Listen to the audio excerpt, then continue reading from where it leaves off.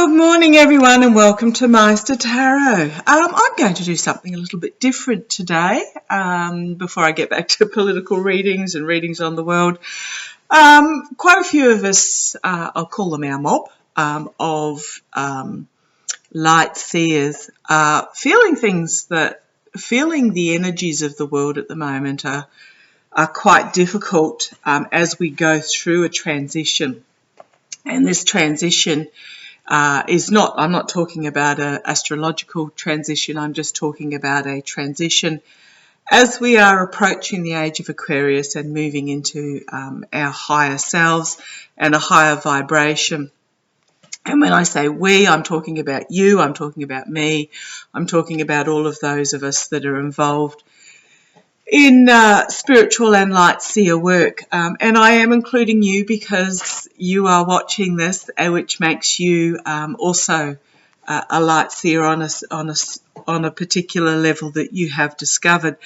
So what I want to go through today, and it's going to sound a little bit convoluted because I have not planned this at all, and please, I would love to hear your stories down below. But what I'm going to do today is just take you on a little bit of a journey about my personal discovery and engagement with Maighstir. Now, for those that are new to the channel, Maighstir is my major spirit guide, but I do have other spirit guides that pop in and out every now and then, and my journey of spirituality. So what I'm going to start off with is just my story, some suggestions for yourselves to engage with your inner light a little bit more. Now, I am not an expert on this. I'm not a teacher on this. I'm just talking about my journey and from my heart. So what us light seers usually find is that we are always spiritual.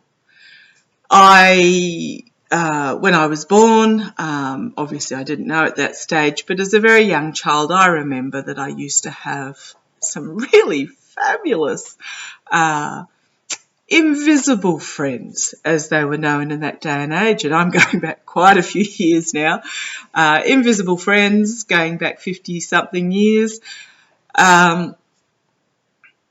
And it was tolerated when you were little. But there became a stage where it was almost, as a child, you felt very conscious of these invisible friends. Now, these invisible friends are actually your spirit guides, your spirit angels at that time of your birth, and they will be with you for life, and they are guiding you through. But as a child, we engage in them as a young child, but we quickly learn to be, as part of society, to push them aside and ignore them. So that was as a small child. As a teenager, with being a teenager, it's very much another period as you're going through puberty and hormones and all the rest of it, of reconnecting, even if it's not a conscious reconnection. And deja vu, all constantly. I would see something occurring that was not normal. It may be a particular lesson in high school where it was not, the teacher would just go off on an abstract, and for example music classes, all of a sudden we would find ourselves outside creating music out of nature, which was not something that was ever anticipated. So I would often see a vision of that. Several weeks later, we were actually doing it, and it would take me right back. And I would sit back and go, "Ooh, hang on, I've seen this before." And that was, again, my spirits coming forward. Again, being a teenager, one pushed it to the side, one tried to ignore it. Then I found in my early 20s, I actually was working with a gentleman, almost like a fatherly figure, who was openly embracing his spiritual side. He would talk to me at work about auras, and he would mention that as I was powering around work, he said, "Boy, you are dragging this funnel of light behind you, literally dragging it along with you." And I really enjoyed the talks with him. But again, society was not particularly accepting at that stage of opening up and embracing spirituality. So all through these times, I will be honest, I was a bitch. Excuse me if that's on the US YouTube and is not allowed. I was very much a loner because I didn't know how to express what I was seeing and what I was feeling. I was angry because I felt that I didn't fit in, which is very true. Because I had this higher vibration, I wasn't fitting in with those necessarily around me in school and in social situations. And I found the whole experience extremely difficult. So, okay, I wasn't a particularly nice person, which kept my vibration low, which kept me engaged in society at that level. It wasn't until probably all through my adult life I would tarot read for myself, on myself and on other people and on relationships, etc., on and off, but I didn't share that with anybody. It was always done in secret. It wasn't really until about 12 months ago that I met Judy, who became my spiritual teacher at that time. And she introduced me to Maighstir, and she made it acceptable. And I then found a new mob, a new group of friends who were spiritual as well. And what I have found out since, which was quite fascinating, is my mother, who is also very, very engaged, very in touch, but she also had suppressed it. So it wasn't until I came forward that she felt that she could really openly talk about what she was feeling and what she had seen. And we talk all the time. It wasn't until then that I was with my daughter, who's now nearly into her 20s. She also is very spiritual on a different way. So I hear and I feel physical. My daughter feels internally. So when she meets somebody, she can instantly feel the energies that they're giving out, which, again, she has found difficult up until she understood what it was and then engaged with it. So what I'm trying to get across is that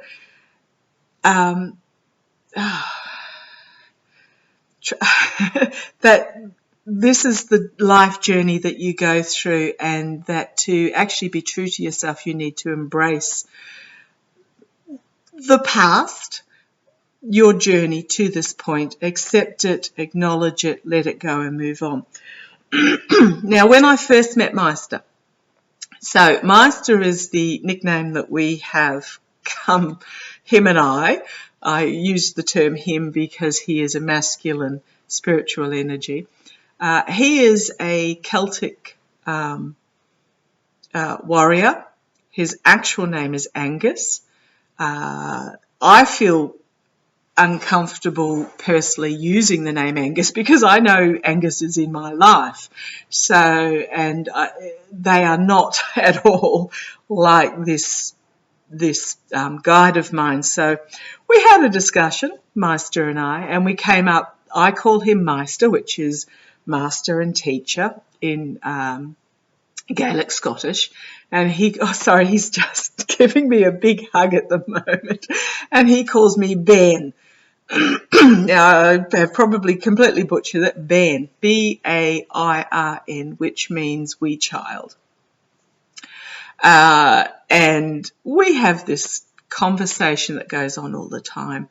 Now, in the early days of meeting him, 12 months ago or so, I used to have to bring him into my life. I used to welcome him in. But what I find now is he's just always here.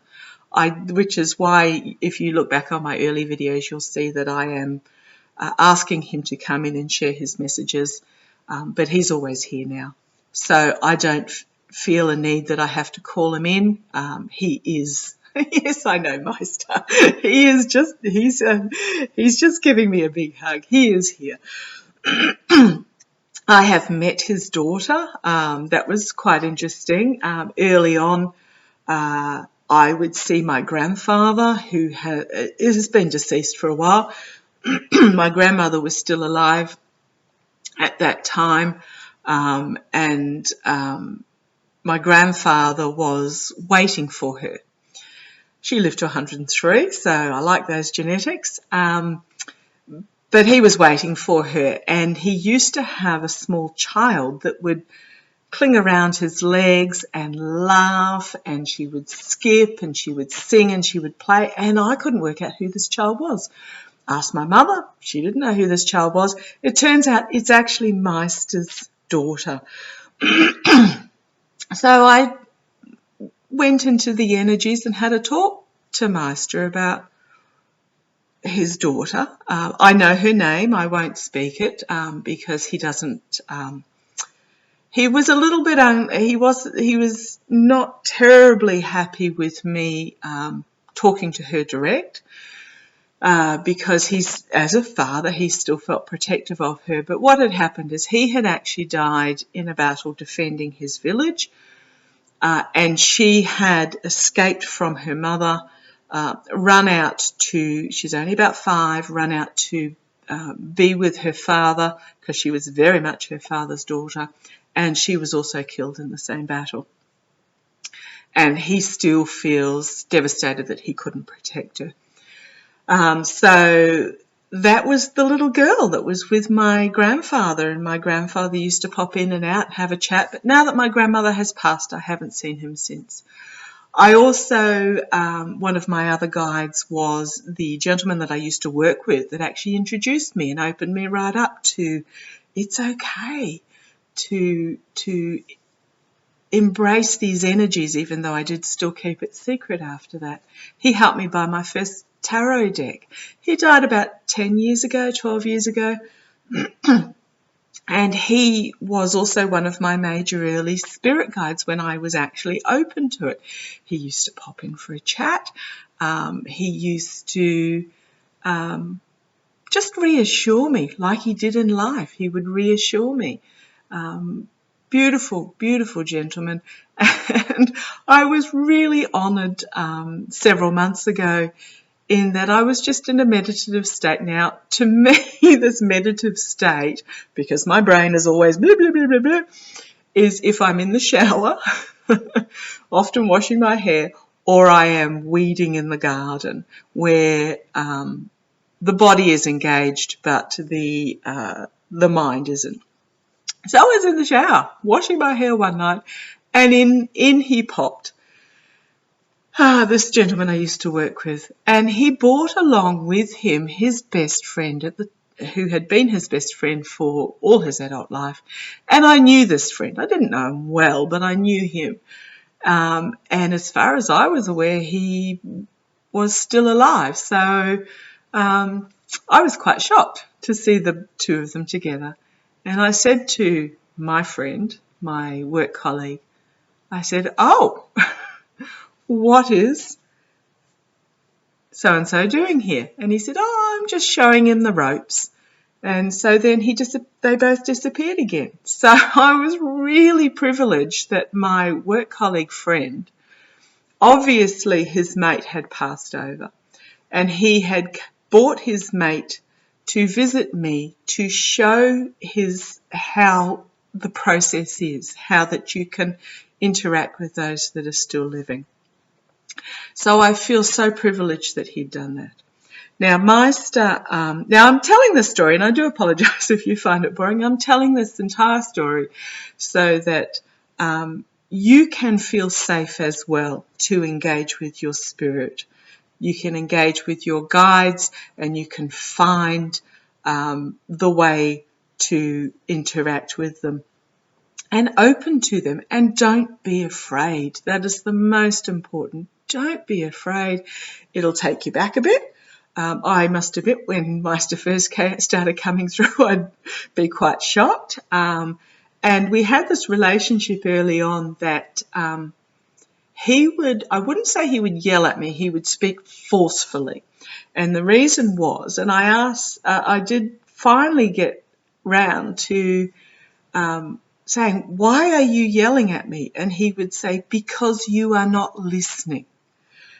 And boy, was that a learning moment. That was such a learning moment for me because, again, my brain was so busy, blah, blah, blah, blah, blah, blah, blah, all over the place, thinking about this and that and so many irrelevant aspects of life that I wasn't being open to receiving.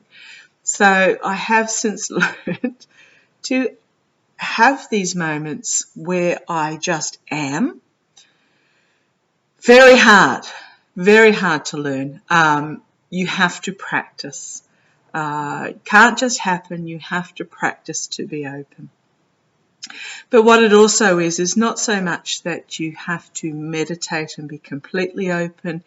It's just that you need to be aware when your spirit guide is touching you or when they're speaking to you or where they're putting emotions through you.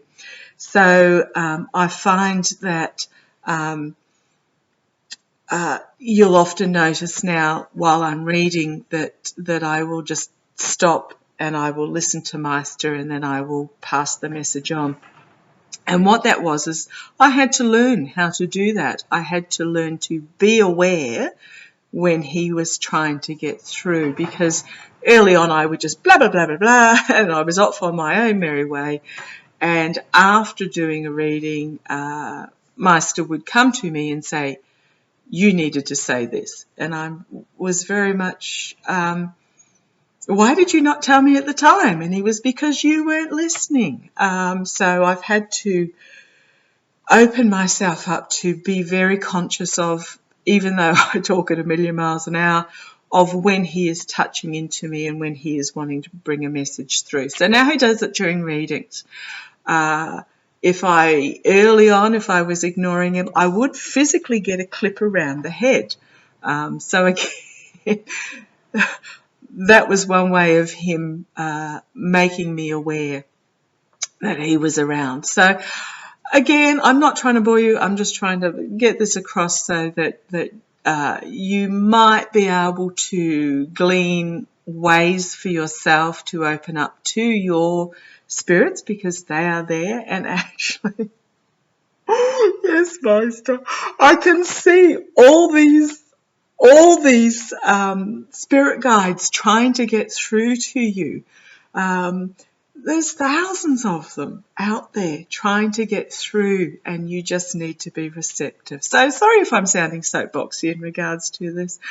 I just felt at this time we are transitioning our energies, and recent elections are showing that we are transitioning our energies away from the dictatorship, patriarchal, my way or the highway, religious.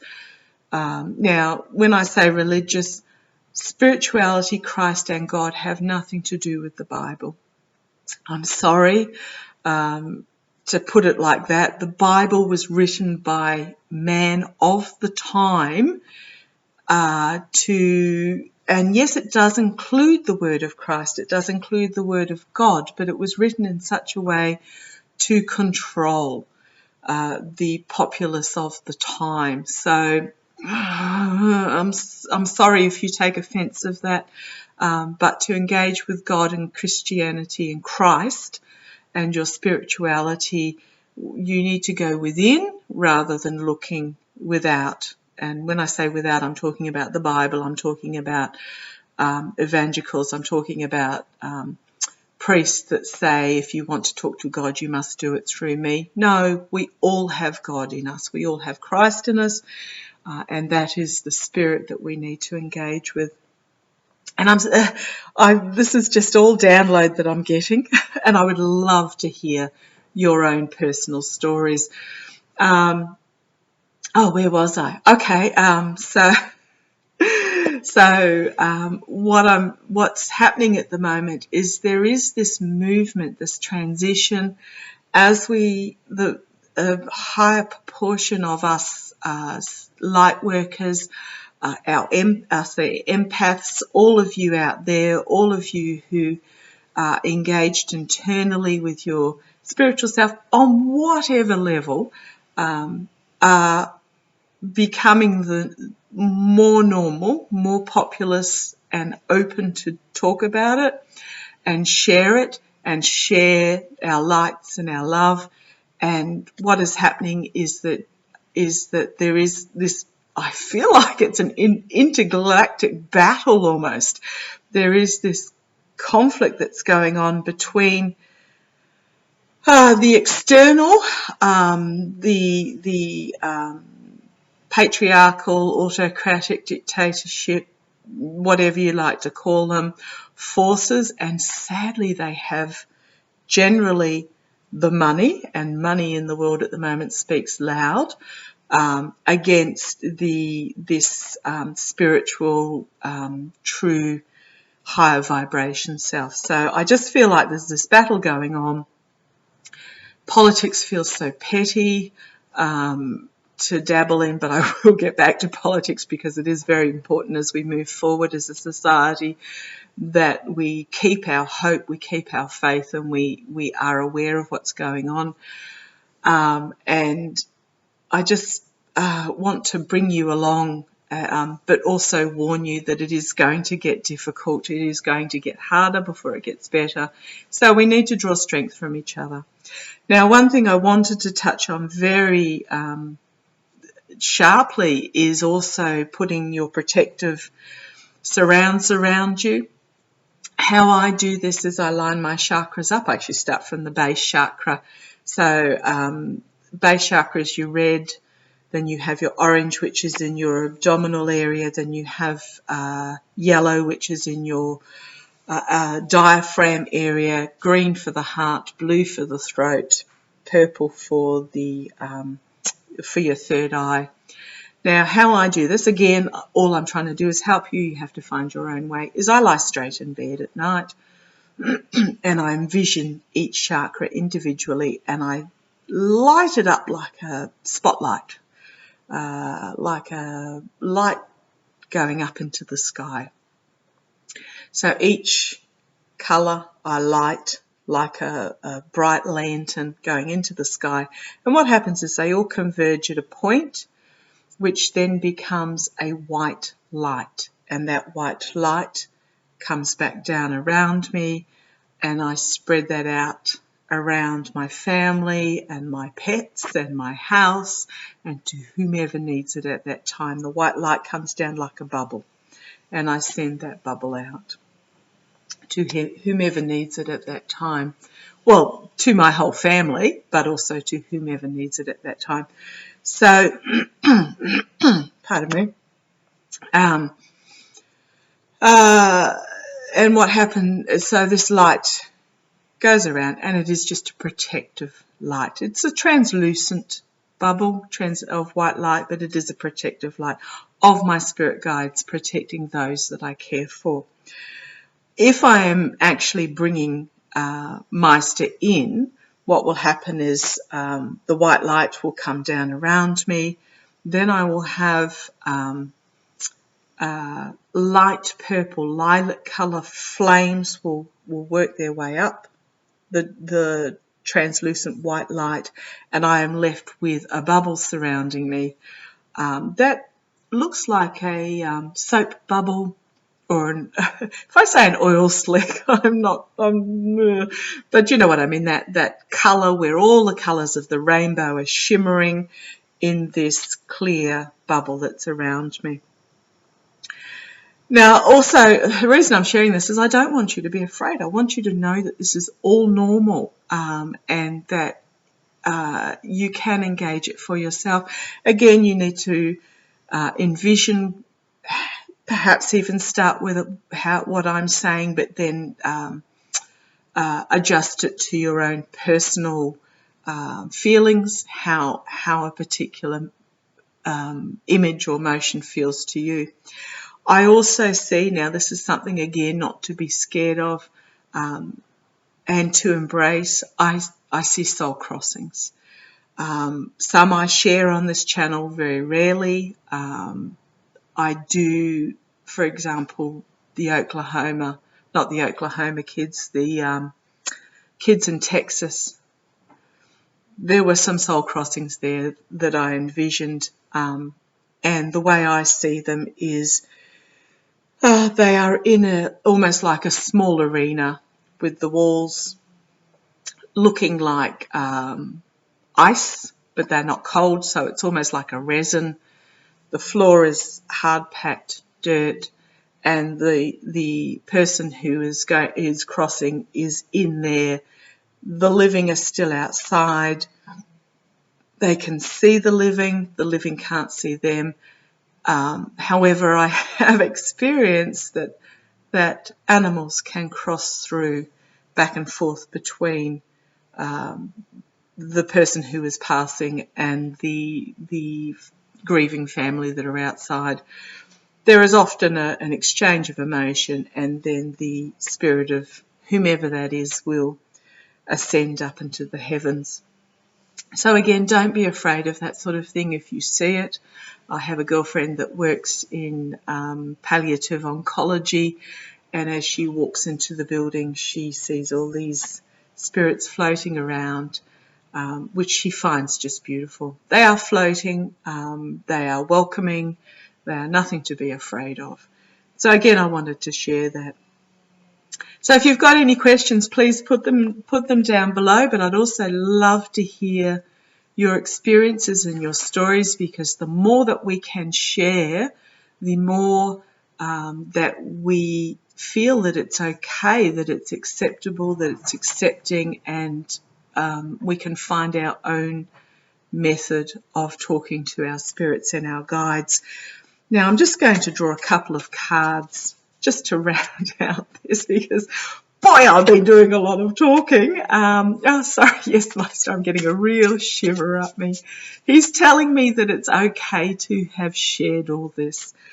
So I hope that you found it some way invigorating for you to be more open to your own guides, or to your angels or your spirits or whomever is around you.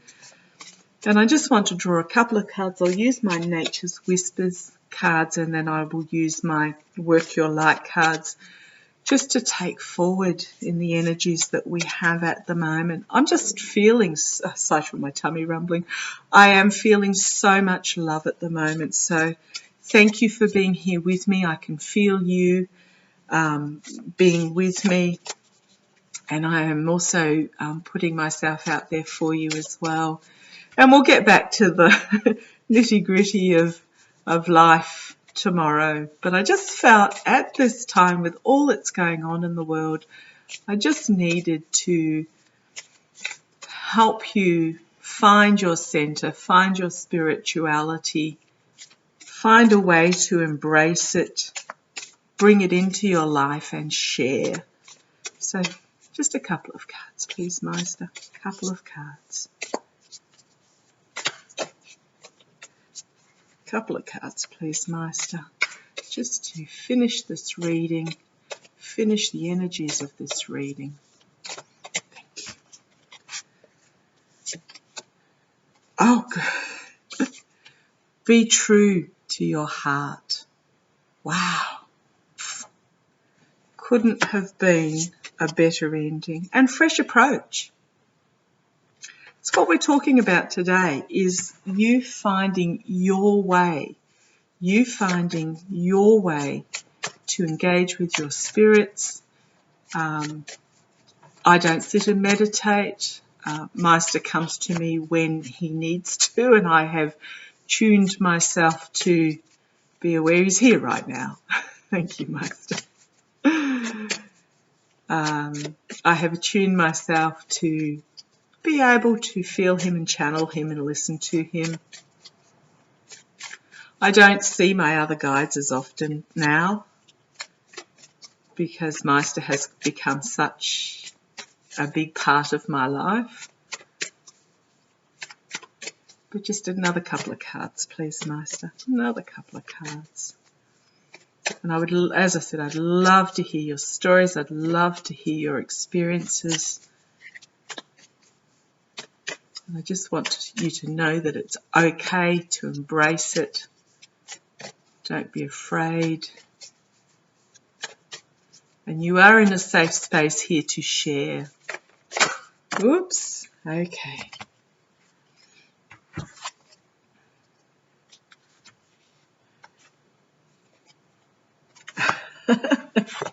These cards today, and Maighstir speaks to me through the cards. So the cards he's given me is be true to yourself. Be true to your heart. And you may need a fresh approach to actually embrace that, and that's what I'm encouraging you to experience today, to try new approaches, to go with what feels right for you, not what someone else is telling you. You can try my methods. Not that I've really shared much because it seemed to happen to me rather than me making it happen. But embrace the fresh approach. Don't be dictated to about how you should engage with your spirits, how you should engage with your spirituality. Be true to your heart and try a fresh approach that works for you. I'm really drawn to that rainbow there. And that reminds me of the aura that my work colleague used to say I was dragging around the office. Fresh approach. But then the two cards I was given from Work Your Light, again, don't dim to fit in. Be true to your heart. Don't dim to fit in. How are you dimming your light in order to fit in? And that's what I did for the first 52 years of my life, 52, 53 years of my life. I dimmed my light to fit in. Find your light and shine it brightly, and you are in a safe space here to share it with us. And what you find is once you are in that space, you will be drawn to others who are also sharing that space. And then answer your call. What is your soul calling to you? So this goes with the fresh approach. Fresh approach. Answer the call. So your spirits are always there. They are always trying to get through to you. They don't want you to dim your light. They want you to shine brightly and attract others to you, and they want you to answer their call. So thank you for joining me today. That was a little bit different. I hope you got something out of it. I just really felt that I had to share those energies with you today. So thank you for joining me, and I love you all, and I shall catch you next time. Bye-bye.